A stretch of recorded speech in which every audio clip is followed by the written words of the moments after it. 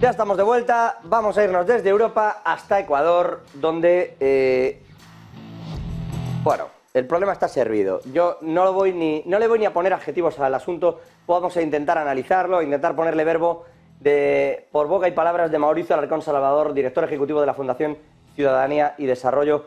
Mauricio, muy buenas noches, ¿cómo está? Buenas noches, un saludo desde Ecuador y gracias por las muestras de solidaridad frente a lo que hemos vivido en el país durante estos últimos días. Eso le iba a decir, de gracias nada, bastante es, lo que haga falta. Mauricio, tela lo de estos días, ¿hasta qué punto va a terminar? ¿Cómo está la situación? Lo primero, ¿y qué os parece la respuesta del propio Noboa? Un problema que se ha venido gestando desde hace más de una década difícilmente puede terminar de la noche a la mañana. Hay medidas urgentes que debieron ser tomadas de manera oportuna y que recién se las está tomando, que podrían arrojar algún resultado en el corto o en el mediano plazo, pero sobre todo hay que apostarle a una solución definitiva, a atacar el problema estructural que ha tenido al país en una situación crítica hasta este extremo de violencia, que pone a Ecuador como uno de los peores países de la región, por no decir el primero, con la tasa más alta de muertes violentas respecto del número de habitantes. El gobierno de Noboa ha dado ya señales de lo que podría ser un inicio de solución en cuanto a acciones del gobierno, pero aún está por verse si efectivamente serán eficaces.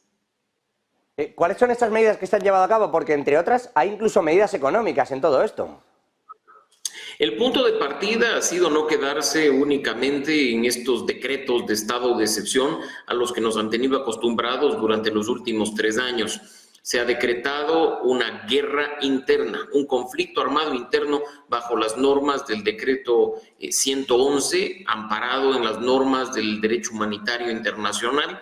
Se ha determinado además una lista de grupos delincuenciales, catalogándolos ya como terroristas formalmente, grupos beligerantes no estatales, y finalmente se ha ordenado a las Fuerzas Armadas llevar a cabo acciones militares, es decir, estos grupos terroristas se han convertido en definitiva en un blanco de guerra respecto del cual pueden ejercer la fuerza de manera directa, sin necesidad de que ésta sea progresiva. Pero eso está básicamente sentado en lo que significa la seguridad.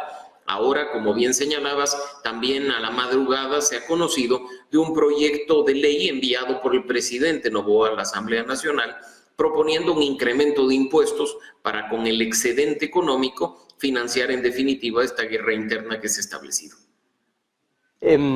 ¿Esto va a funcionar? Lo digo porque también, y si me permite, le introduzco otro asunto, que es, se le compara mucho ahora con Bukele, se está haciendo mucho esta comparativa con todos los movimientos que ha habido en El Salvador contra las maras, y le pregunto, claro, aquí lo hemos analizado alguna vez, Ecuador no es El Salvador, de la misma manera que no lo era Colombia, quiero decir, el tipo de guerra que va a haber, el tipo de problemática que hay es de una índole absolutamente distinta, y hombre, se le piden medidas iguales, que ya verás cómo funcionan, ¿no? Que esto es como más populista, pero ¿hasta qué punto en realidad se pueden sacar conclusiones de lo visto en El Salvador, en Ecuador, con los movimientos de Noboa?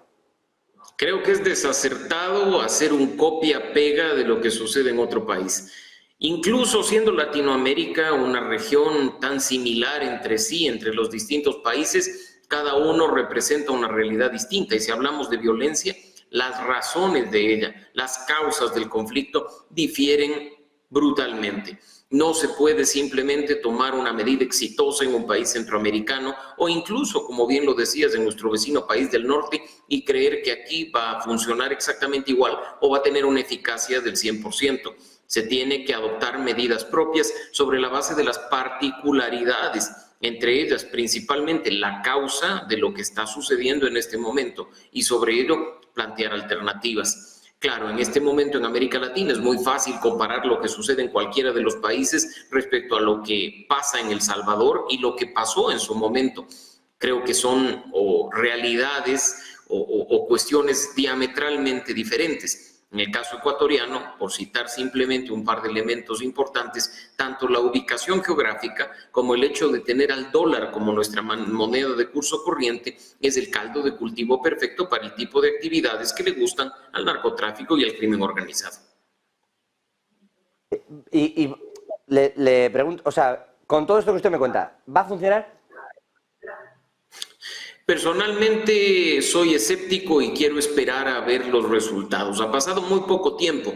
La medida, si bien es distinta a aquellas a las que, como he mencionado, nos han tenido acostumbrados, debe mostrar más resultados que aquellas cifras que hace pocos minutos, hace pocas horas, se presentaron por parte de las autoridades del Comando Conjunto de las Fuerzas Armadas. Esto es una apuesta, insisto, al corto, al mediano y a largo plazo.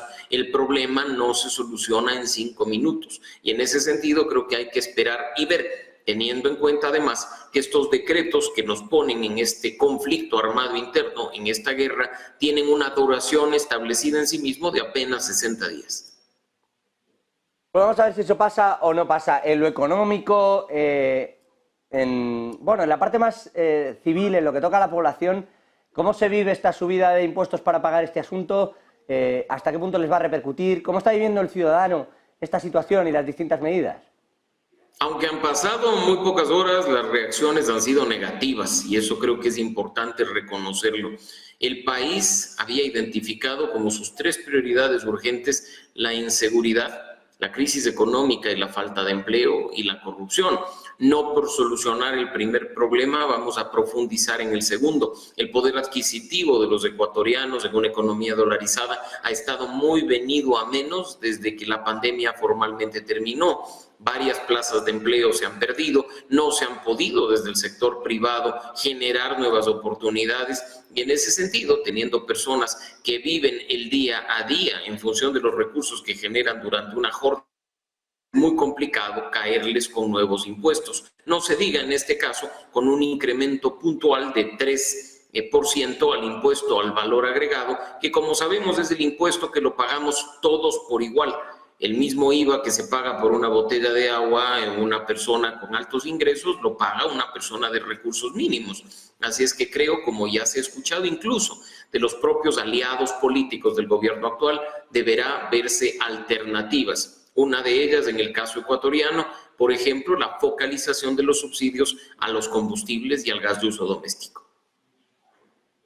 Dentro de toda esta película y de esa reacción negativa, porque pues, una cosa es cuando te dicen que lo van a arreglar y otra es cuando te dicen que lo van a arreglar con tu dinero y entonces, de repente, dentro de todo eso, lo cierto es que es un problema a solucionar. Apunta alguno también aquí en el canal, igual que estás comentando, Mauricio, igual que está comentando, que esto, claro, es un asunto histórico muy peligroso, de mucho tiempo y muy enquistado.